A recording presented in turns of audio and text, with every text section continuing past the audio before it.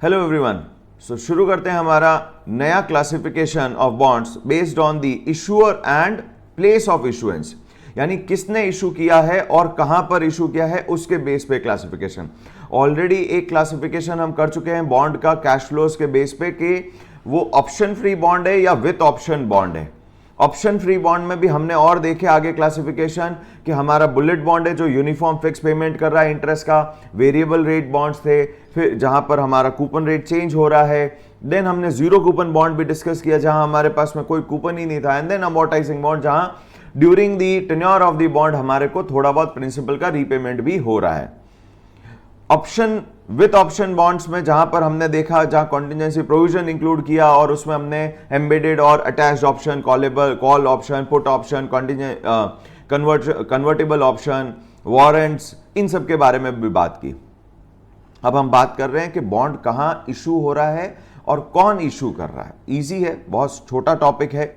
यहां पर अब हम अगर बात करें इंडियन सिनेरियो में, हमारे यहां एक बड़ी कंपनी है टीसीएस, इंफॉर्मेशन टेक्नोलॉजी सेक्टर से बिलोंग करने वाली ये कंपनी है। और अगर ये इंडियन कंपनीज एक्ट के अंडर रजिस्टर्ड कंपनी है, डोमेस्टिक करेंसी इंडिया का आईएनआर हो गया, इंडियन रुपीस हो गया।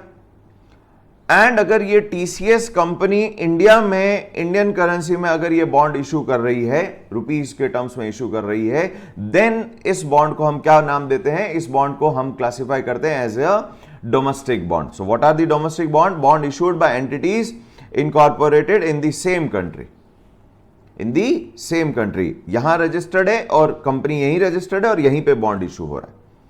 Next, international bonds. ये तो हुए डोमेस्टिक बॉन्ड की क्लासिफिकेशन। अब इंटरनेशनल बॉन्ड, यानी अब हमारी कंपनी क्या करेगी? जिस कंट्री में वो रजिस्टर्ड है, कंपनी इनकॉर्पोरेटेड है, उसके बियॉन्ड, उस जुरिस्डिक्शन के बियॉन्ड जाके कंपनी बॉन्ड इश्यूज कर रही है।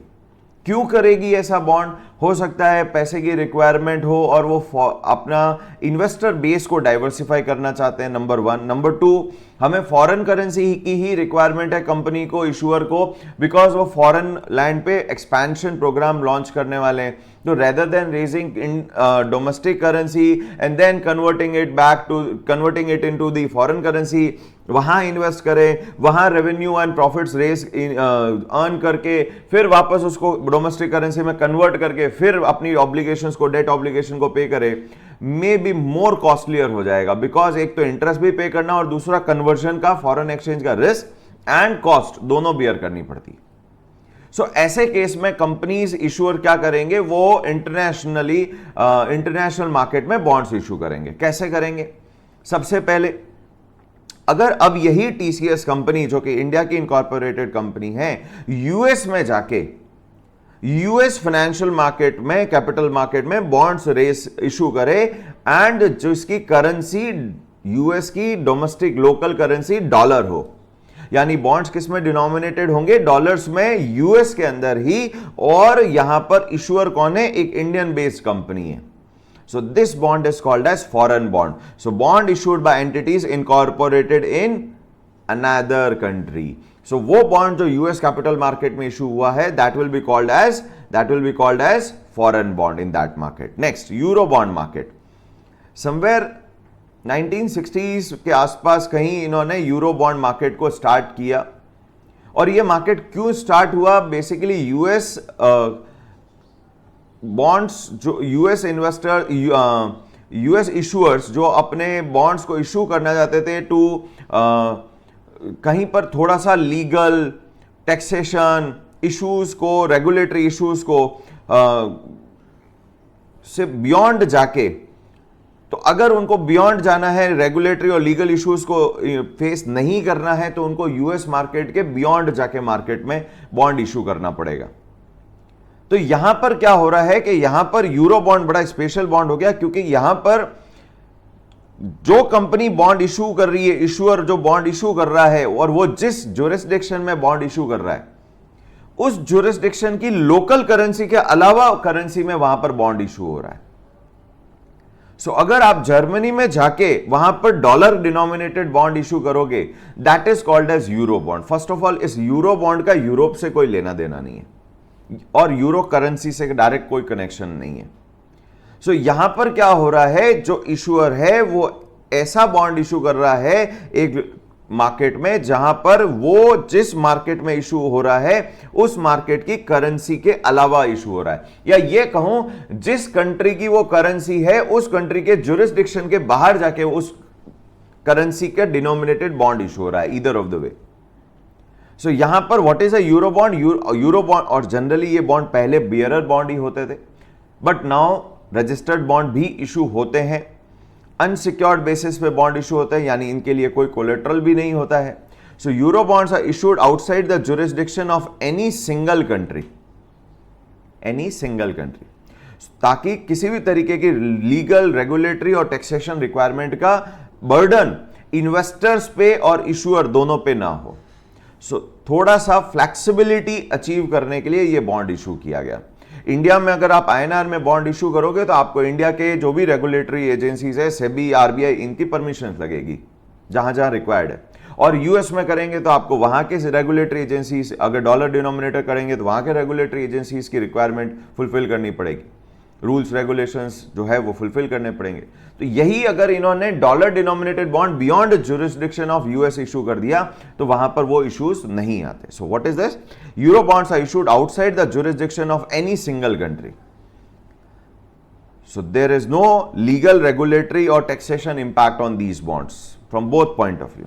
दे are generally unsecured and bearer bond. Now registered bond भी इशू होता है, मींस जहां पर बॉन्ड पे होल्डर का नेम और कंपनी के पास जिसने इशू किया है उसके पास होल्डर का नेम दोनों मेंटेन होंगे। They are usually name for the currency, named, उस बॉन्ड का नाम कैसे होगा? बिकॉज अब तो वो डॉलर में भी डिनोमिनेट हो सकता है, वो बॉन्ड आईएनआर में भी इशू हो सकता है, वो बॉन्ड पाउंड में भी इशू हो सकता है, येन में भी इशू हो सकता है, तो उसको फिर नेम कैसे देंगे?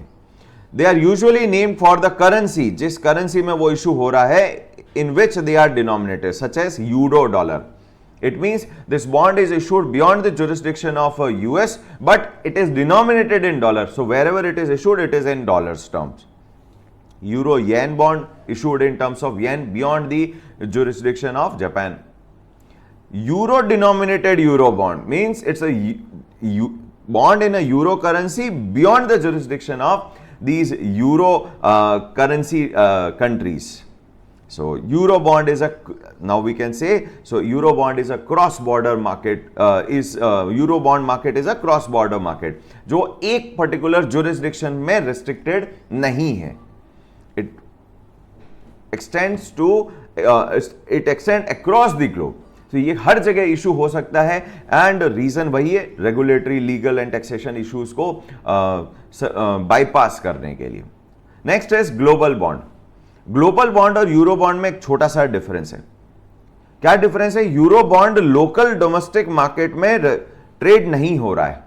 नाउ लिस्ट नहीं हो रहा है तो ट्रेड नहीं हो रहा है. यहां पर क्या हो रहा है? These bonds are issued simultaneously in the euro bond market also as well as at least one of the domestic bond market also, so that कि उनकी लिक्विडिटी इंक्रीज हो सके. सो बायर सेलर को अगर बाय सेल करना है तो अगर यूरो बॉन्ड मार्केट में उनको कोई ट्रेड नहीं मिल रहा है तो they can go to the local market ताकि उन बॉन्ड्स को सेल कर सके. तो अगर ऐसा फीचर है तो ऐसे बॉन्ड को क्या बोलते हैं हम? Global bond.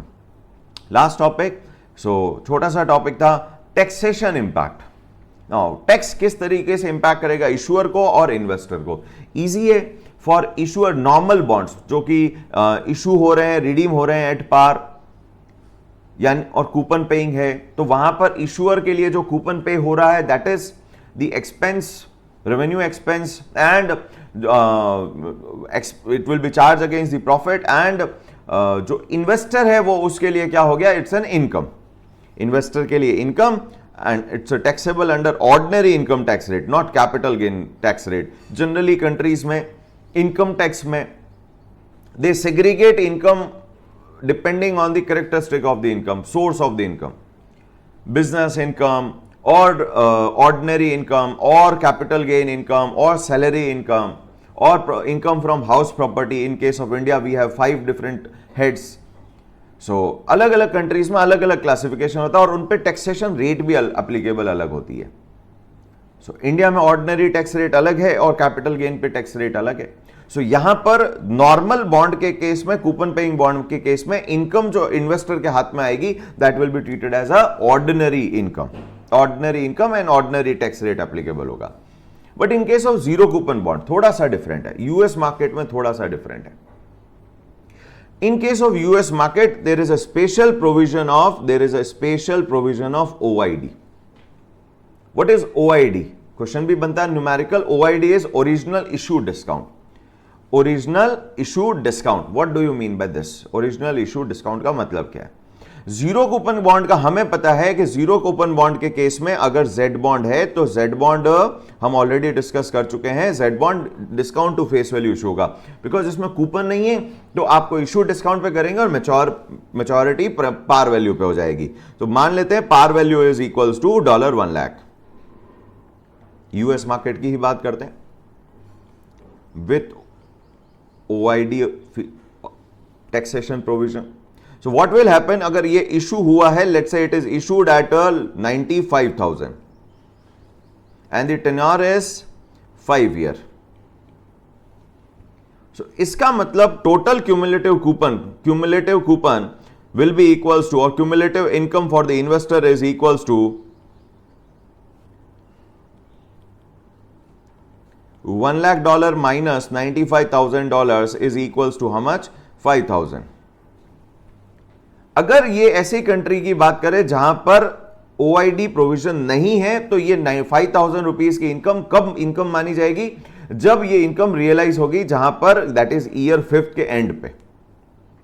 बट अगर OID प्रोविजन है तो व्हाट विल हैपन कि pro rata discount means this 5,000 pro rata discount,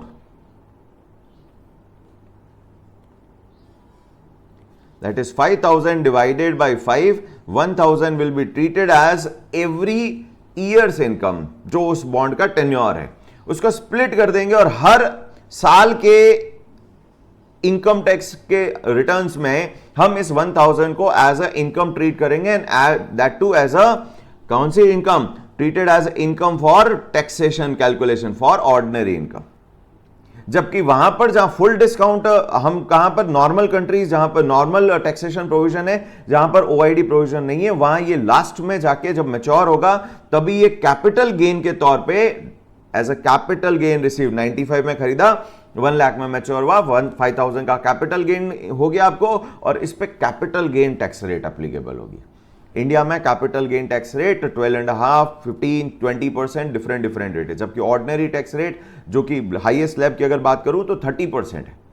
so it depend कि वो आप कौन सी कंट्री की बात कर रहे हैं और उसमें जो जेड बॉन्ड है उसमें OID का प्रोविजन है या नहीं है।